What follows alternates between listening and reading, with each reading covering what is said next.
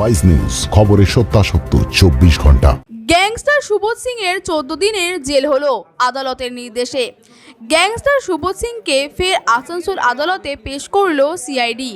2022 সালে রানীগঞ্জের ব্যবসায়ীর বাড়িতে ডাকাতি কাণ্ডে গ্যাংস্টার সুবোধ সিংকে 14 দিনের সিআইডি হেফাজতে রাখা হয়েছিল। বুধবার সিআইডি হেফাজতের মেয়াদ শেষ হওয়ার পর গ্যাংস্টার সুবোধ সিংকে ফের আদালতে পেশ করা হলো।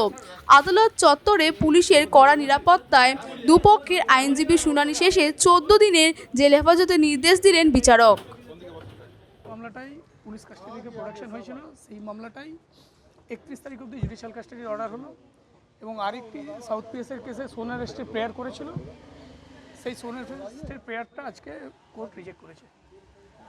14 দিন পর আবার ডেট পড়েছে 31 তারিখ। হ্যাঁ, 31 তারিখ আপনারা এডিজে কোর্টে নিয়ে যাওয়ার ট্রায়াল চলছে। আমরা আবেদন করেছিলাম, আমাদের মতো করে আবেদন করেছিলাম যেহেতু জজ কোর্ট থেকে এখানে পাঠানো হয়েছিল শুধুমাত্র পিসি প্রেয়ারটা ডিসাইড করার জন্য। সেলজোন নিয়ে এসেছে একটি দুর্দান্ত অফার, যেখানে আপনারা 0% ডাউন পেমেন্ট এবং 70% এক্সচেঞ্জ ভ্যালুতে নতুন ফোন পেয়ে যাবেন। আমাদের এখানে Samsung, Oppo, Vivo, Redmi, Realme, আইফোনের মতো সমস্ত ধরনের ব্র্যান্ডই অ্যাভেলেবল রয়েছে। আপনাদের ডকুমেন্ট যেই অ্যাড্রেসেরই হোক না কেন, আমরা লোন করাতে সক্ষম।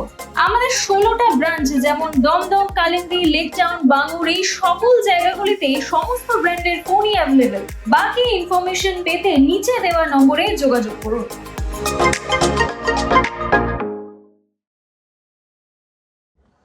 এবার পিসি প্রেয়ারটা উনি ডিসাইড করেছিলেন, 14 দিনের পিসি দিয়েছিলেন। আজকে পিসি শেষ হলো, আমরা প্রেয়ার করেছিলাম যে আবার ওকে জজ কোর্টে প্রোডাকশনের জন্য অর্ডার করা হোক।